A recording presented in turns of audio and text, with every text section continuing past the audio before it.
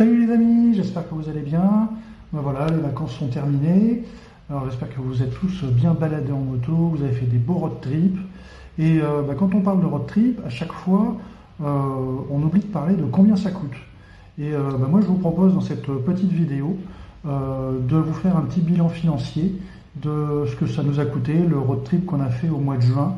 Donc une balade de 2200 km où on était à 4. Donc on a partagé les frais à 4. Et je vais vous dire un petit peu ce que ça nous a coûté, enfin ce que ça m'a coûté en essence et ce que ça nous a coûté en hébergement, en nourriture et puis en global sur cette semaine. Donc je vais vous faire des chapitres sur chaque poste financier parce qu'à chaque fois on oublie d'aborder ce point et on se dit oui, on aimerait bien partir en road trip, mais qu'est-ce que ça coûte? Donc combien ça coûte un road trip? Allez, c'est parti, on fait ce petit bilan financier.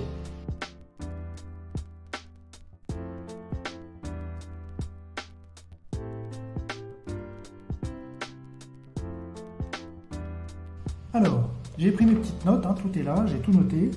Alors, premier poste, bien évidemment, l'hébergement. Alors, nous, l'hébergement, on fait le choix de partir et de prendre de l'hébergement en dur. On ne part pas avec les tentes. Alors maintenant, je vais vous citer des marques de sites sur lesquels je fais les réservations. Je ne suis pas rémunéré par ces sites, c'est juste à titre personnel. Je ne touche rien des marques que je vais citer dans cette vidéo. Donc, nous, on choisit les hébergements en dur. Donc, on fait de l'hébergement, je choisis les hébergements soit avec Airbnb ou Booking, ce qui est le plus simple. Et puis, comme on est 4, à chaque fois, je choisis un hébergement pour 4 ou 5 personnes et on partage à chaque fois les frais d'hébergement.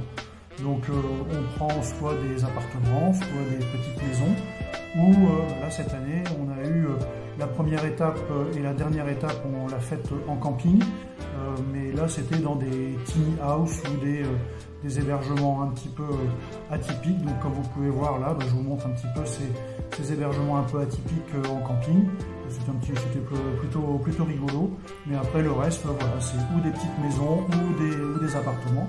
Donc là, au total, ça nous a coûté, je prends mes petites notes, 237 € par personne pour les 7 nuits.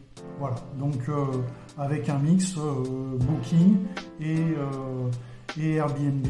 Et en Italie, on avait par exemple, comme vous pouvez le voir sur la vidéo, on avait deux petits chalets pour chacun, pour deux. Donc c'était vraiment sympa avec la petite cuisine équipée. Donc on a pu se faire à manger le soir. Donc voilà au niveau de l'hébergement. Alors, autre poste, l'essence. Moi avec l'Africa Twin, c'est une moto qui ne consomme pas énormément. En plus, là j'étais tout seul. Donc là c'est mes propres frais, bien évidemment, puisque là c'est moi qui paye mon essence. Même donc là bien chargé, j'ai fait le calcul, ça m'est revenu à peu près à 170 € d'essence pour faire ces 2200 km. Donc voilà, puisqu'on a fait très peu d'autoroutes, donc c'était que des petites routes, donc une consommation assez basse.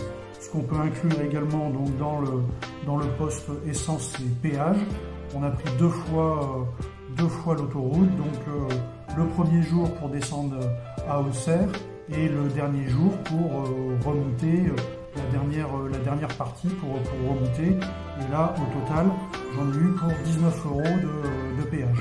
Donc 170 € d'essence et 19 € de péage.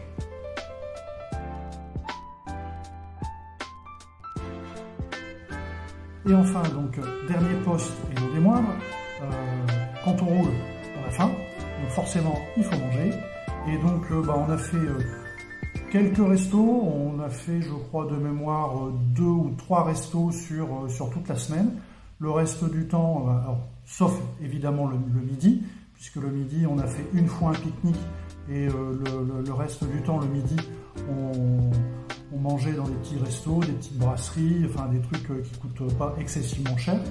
Et puis le soir, on s'est fait je crois le soir deux restos le soir, et sinon le reste du temps on se faisait à manger ensemble. Donc on allait faire les courses avant d'arriver à l'étape.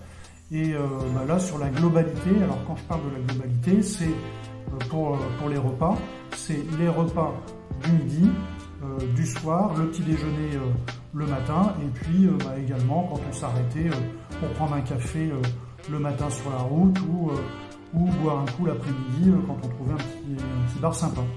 Et donc là, en globalité, ça m'a coûté, donc, ça a coûté chacun 427,97 €. C'est précis, hein. Alors pourquoi c'est précis? Parce que on a utilisé une application qui s'appelle Tricount, qui est vraiment très pratique. Et vous téléchargez ça, chaque participant télécharge ça sur son téléphone. Et plutôt que de faire des comptes d'apothicaire en disant le midi, alors on divise par 3, ou alors non, moi j'ai mangé qu'un seul plat, mais toi tu as pris un plat et un dessert, en fait chacun son tour, on paye la globalité du repas. Sur cette application, donc on rentre, par exemple moi en l'occurrence Bertrand, le repas du jeudi midi, j'ai payé 60 € pour les 4. Et ainsi de suite. Donc chacun rentre les dépenses qu'il fait. Et à la fin du road trip, cette application fait la balance et dit un tel doit autant à un tel, ou un tel doit autant à un truc. Et comme ça permet que tout le monde paye la même somme sur la globalité des repas et de tout ce qu'on peut dépenser, plutôt qu'à chaque fois dire ah oui, mais alors on partage les courses, on partage les repas, à chaque fois ça n'en finit pas. Là chacun paye à son tour un ensemble de courses ou un repas, et après l'application fait le calcul tout seul de la répartition pour que ça soit équilibré et que tout le monde paye la même somme. Voilà.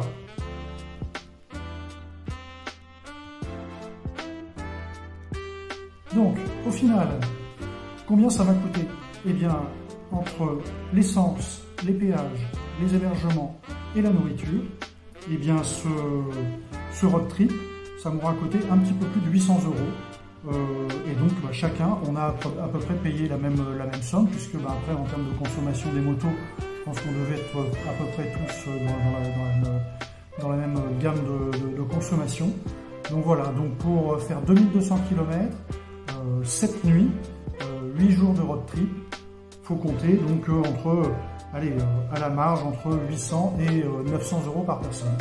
Donc voilà, j'espère que ce petit bilan financier vous permet de vous donner une petite idée, et puis qui sait, de préparer votre budget pour l'année prochaine, pour votre prochain road trip, et de savoir un petit peu où est-ce que vous allez financièrement, pour ne pas avoir de surprise lors de votre prochaine balade avec les copains, et puis pouvoir utiliser des applications qui sont très pratiques comme Tricount, qui permet de calculer et que tout le monde paye la même chose.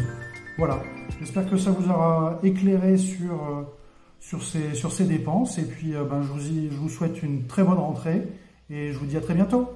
Salut!